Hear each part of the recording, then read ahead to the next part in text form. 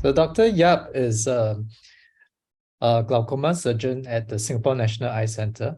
Today, she and other speakers from Singapore, as well as India, will be presenting on the clinical applications of new ophthalmic innovations with a focus on surgical techniques, devices, as well as imaging. So we are very honored, and I'd like to thank AIOS for organizing this symposium in collaboration with the Singapore Society of Ophthalmology. Can I invite Dr. Yap to give the first talk on MIGS? Do the benefits outweigh the costs? Hi, thanks so much. I'm just going to show.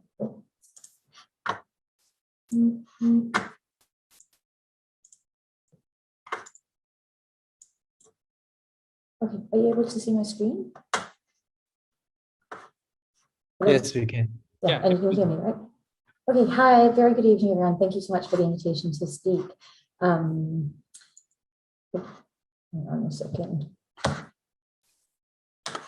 Yeah, my name is Julie. I'm a consultant at Singapore National Eye Centre, and I specialize in glaucoma and complex anterior segment surgery. So tonight I'm going to talk about whether the benefits outweigh the costs in minimally invasive glaucoma surgery. These are my financial disclosures.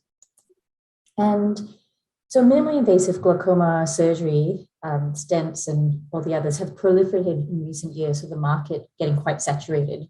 And ophthalmologists as a whole are quick to embrace new technology. But in our adoption, one vital question to ask is the benefits of new technology are really as large as we hope.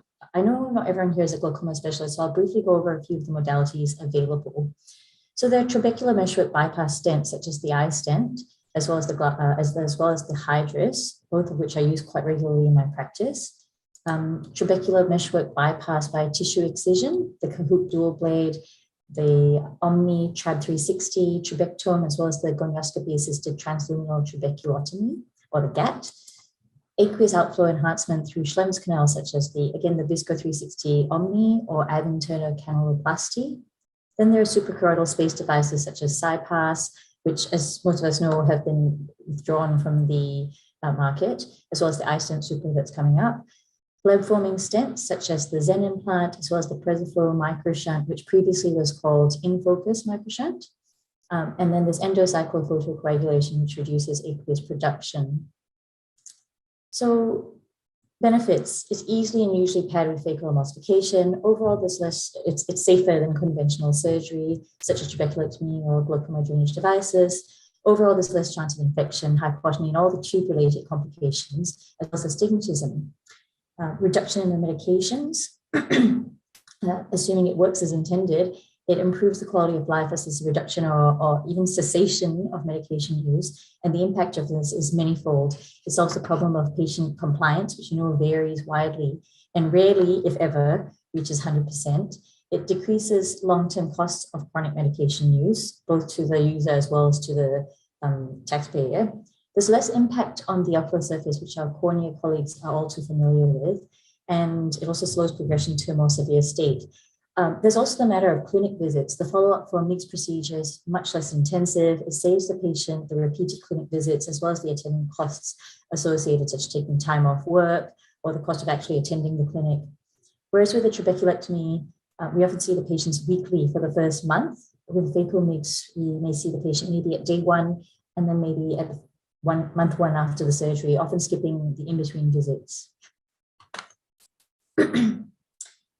There's, however, less adverse events does mean no adverse events. And you find that with improper implantation, you get much poorer outcomes. So I've seen eye stents in the cornea, seen Hydrus stents dialing down, and some of them where the stent is mostly in the anterior chamber, leading to iris chafing or endothelial cell loss. And I personally would rather remove a stent than leave it in the incorrect position, because it's not going to work and complication rates are much higher.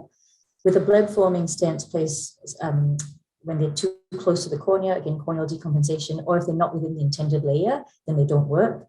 And there are intraoperative complications such as descemet membrane detachments, iridodialysis that I've seen before, and even a few reported cases of losing the eye stent within the eye and not being able to find it.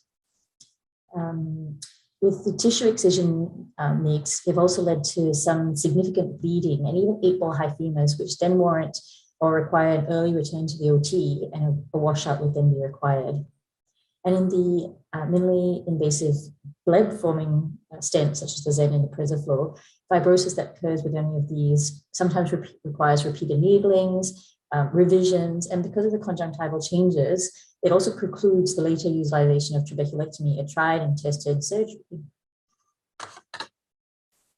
So this is a slide courtesy of my colleague, Professor Shamira Pereira.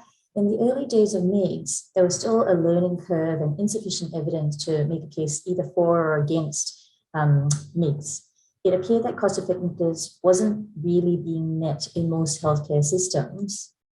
But now that MIGS has been around for a much longer time and the IOP lowering effect has been proven in multiple studies to varying degrees, we still need to ascertain if the overall benefits supersede the financial costs, that it is indeed more cost effective. We still, at the end of the day, whether or not the patient or the taxpayer, someone is paying for the intervention, and cost effectiveness is quite a system-specific issue. And then there's also the fact that it's time-specific. So if you look at it at different time points, for example, at 1 year, the relative cost per millimeter of mercury IOP reduction was highest because it included both the surgical cost as well as the cost of post-surgical medications or antiglaucoma medications that are required post-operatively. I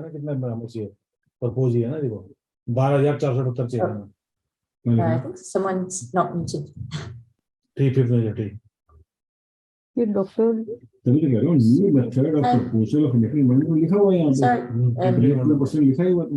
Ma'am, mute कर दीजिए ना बता ma'am. 75% of MC. Can we mute the speaker? Not the speaker, the person who is speaking right now.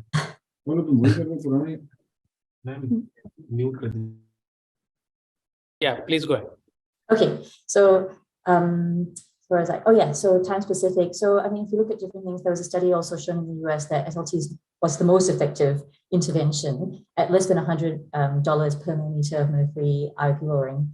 And then there's GATT, which was the most effective MIGS procedure at about $400 per millimeter of mercury, and most expensive with the iStent phaco at $1,400 per millimeter of mercury. But again, that's at 1 year, and varying degrees of intervention that are used. And all those numbers change at different time points when you measure, say, 3, 5, 10, or 20 years down the line.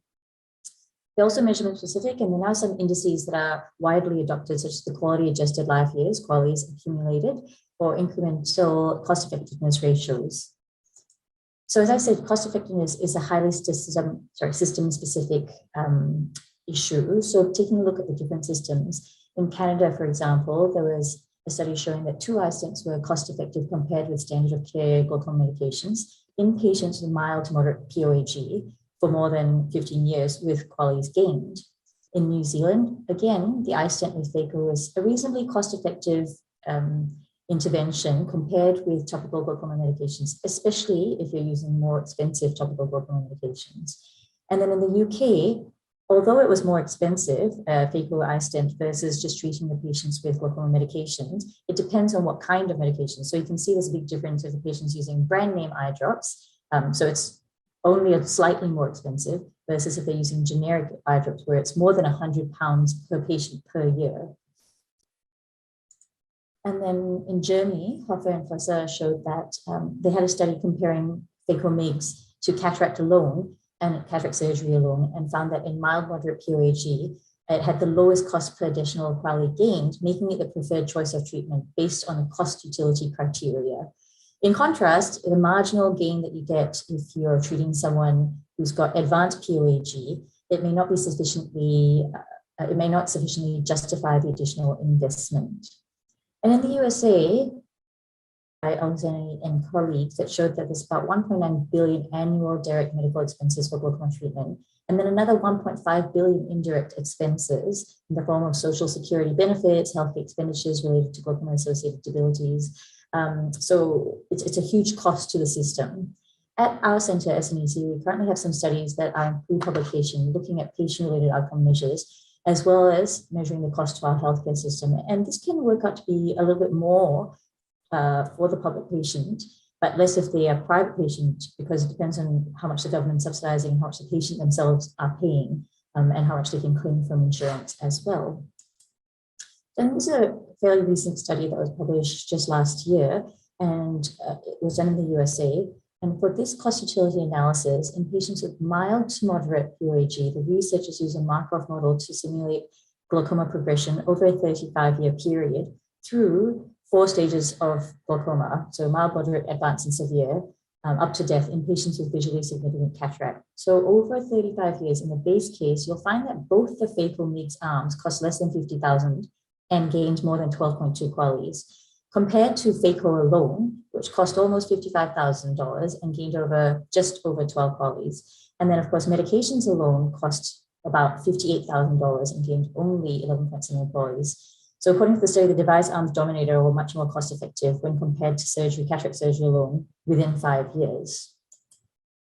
So MIGS is showing great promise. It's been proven to work within a certain subset of patients, and data is certainly looking quite optimistic around cost effectiveness. But we have a bit of a ways to go before we can be quite certain. There are still no alternatives. There's no magic bullet at this moment. Right now we just have medications, lasers such as SLT, and then traditional surgery. But it's something to consider moving forward. Thank you very much.